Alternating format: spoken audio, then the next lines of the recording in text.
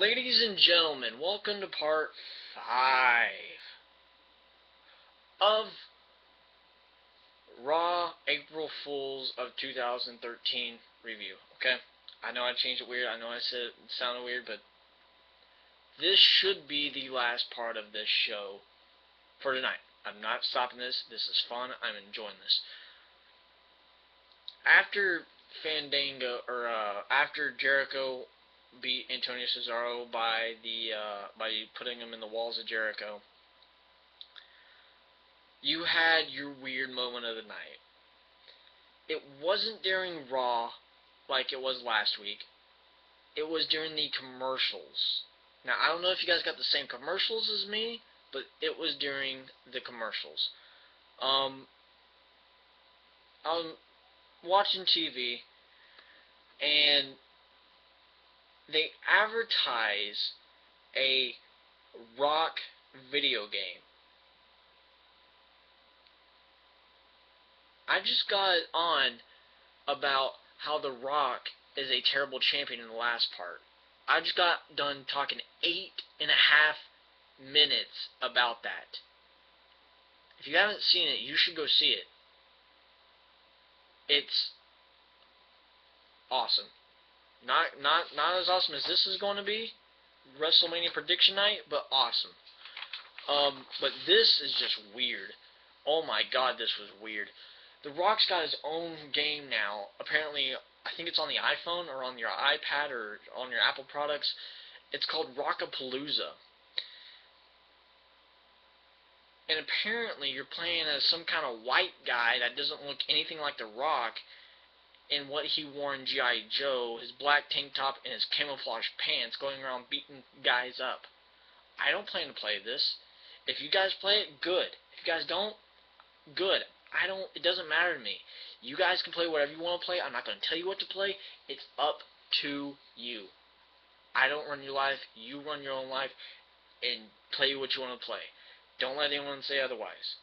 Unless you're some little, 4-year-old kid playing Call of Duty, then get your ass off. Because you keep killing me. No, I'm kidding. I don't have Call of Duty Black Ops. But this was the weird part of the night. Why are you doing this? Are you trying to advertise The Rock and get him even more money than what he's already making? At least it's not as weird as a freaking bathrobe. But I like games. I'm playing a game right now that I'm enjoying, which it's old, but I'm enjoying it. I just got it because I don't have any money to buy a new one. I don't have a job. It was $20. It was Assassin's Creed 2. I'm liking it. I can't stop playing it. I'm playing it right after I'm done with this, so that tells you how much I like it. Anyway, off the games, this was a weird moment of the night. After all that goes away, you come back and you have another worst match of the night. 2 worst matches in one night. You're doing something wrong. You're doing something wrong. Part number 2. You're doing something wrong by putting another Divas match as the main event. Why do this? This is unnecessary. And like I said, for the Daniel Bryan Dolph Ziggler match, these two teams are going to be facing each other already at WrestleMania. There's no point in having this match. There's nothing to prove. This match at WrestleMania anyway is a waste of WrestleMania card space where you could have the United States Champion somewhere or the Divas title somewhere. This is unnecessary and a bad way to end Raw. This didn't actually end Raw. This was the main event, though. You have the Funkadactyls out with the MFers. I guess they call themselves Tons of Funk now. MFers, Monsters of Funk. I'm just saying MFers because I think it's funny. But you had the Funkadactyls going up against the Bella Twins. I don't mind the Bella Twins. But the thing is, I don't know how John Cena and Daniel Bryan think about Cody Rhodes and Damian Sandow rubbing their hands all up their girl's body. Because if you noticed, I believe it was last week, we saw the Bella Twins, and as they were walking away, Cody Rhodes, whoever was on, if you're walking down the ring, if you're walking towards the ring, it was whoever was on that side, had his hands out apart on the belt, and she moved it. She didn't like that, because that's not her man. I can tell them apart a little bit, but I need to see the bottom, because Brie, I can tell these two apart, because Brie has a tattoo kind of down near her midsection area, and Nikki doesn't. But other than that, I can't tell in the face. I'm not sure which Bella Twin it was, but I'm not sure how John Cena feels about this, or Daniel Bryan. If you guys follow on Twitter, you guys should ask. Hell, do it. Tell me what they say. And like I said, there's no Divas title match at WrestleMania either. This is WrestleMania. This is your biggest show of the year, and yet you don't have two title matches that could be important, that you could make a fantastic story with, and you don't have it at WrestleMania. Okay? But yet at Night of Champions, you don't have every, which is one of your gimmick pay-per-views, you don't have every match as a title match. If you're going to have Night of Champions, make more titles. Like, TNA has done something right, but recently, they've destroyed it. They've had what they call the Knockouts Tag Team titles, because that's what they call their girls, are Knockouts. You haven't had the Knockouts champions in action since, like, Lord knows when. But that's TNA. That's not WWE. You don't need to do this. You don't need to have someone as a champion if you can't think of a good storyline for them, like Caitlyn. Caitlyn's faced no one, like I said last week.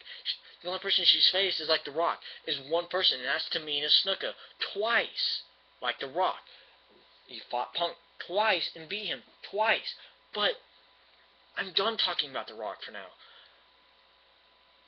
Put a Divas title match at WrestleMania, at least, and give it to AJ, someone who is good, actually. Someone that you can actually make into something awesome.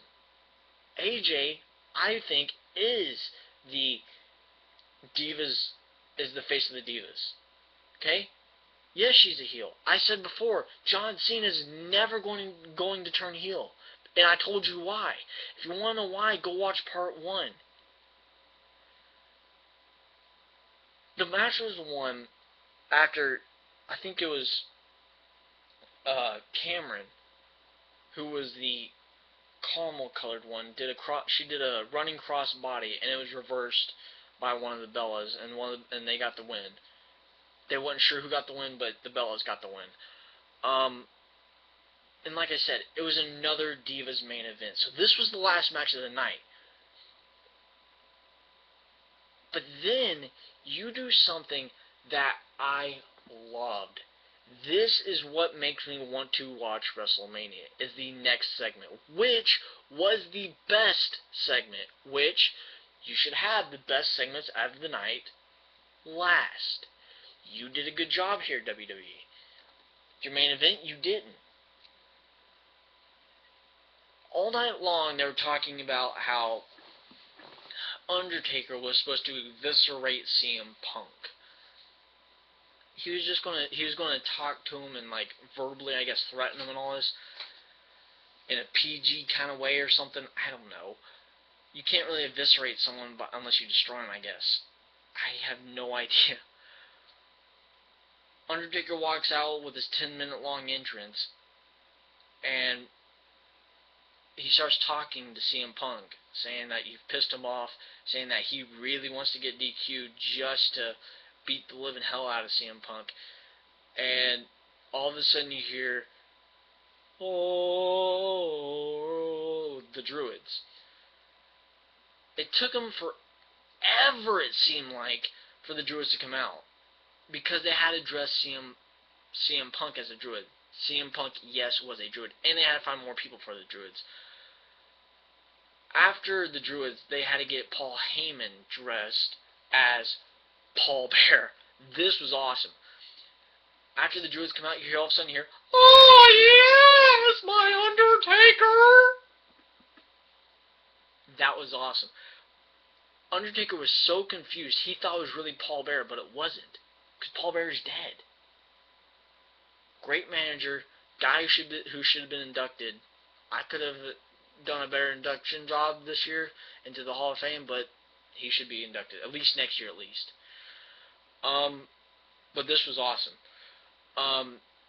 As Undertaker gets out of the ring, he's going up towards Paul Heyman, who's dressed up as Paul Bearer, and Punk attacks him as a druid. This was fantastic. He beats him down with the urn, and he opens up the urn and gets a handful of this and just throws on the Undertaker and pours out on him. It was not ash. Ash, I've never seen a sand color ash before. This was sand. If you get ash in your eye, it burns like hell. They're not going to pour someone's ashes, which they could use fire ash, but they're not going to pour ash on a guy. It was sand. Sand, yes, can hurt your eyes, but not as bad as ash. Okay? It was sand. Best segment of the night. Okay? When I do TNA preview and SmackDown review, I might be changing scenery. This is my room. This is my house. This is my room. That is my poster of Spider-Man 3. That is my clock. This is my bed behind me. I've got like no room here. I've got like maybe this much room between my chair and my bed. This is something you guys don't want to miss.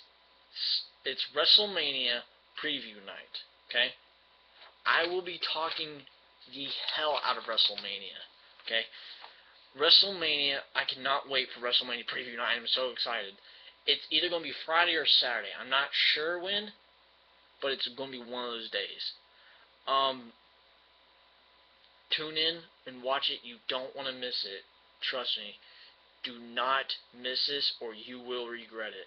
I will give you who I think is going to win, what WWE is planning on doing after WrestleMania, 2 guys who are supposed to have a huge entrance, some matches I think that are going to be an upset. Don't miss it. You guys will feel bad about missing it because of how good it's going to be. Thank you for watching, guys. Stay cool.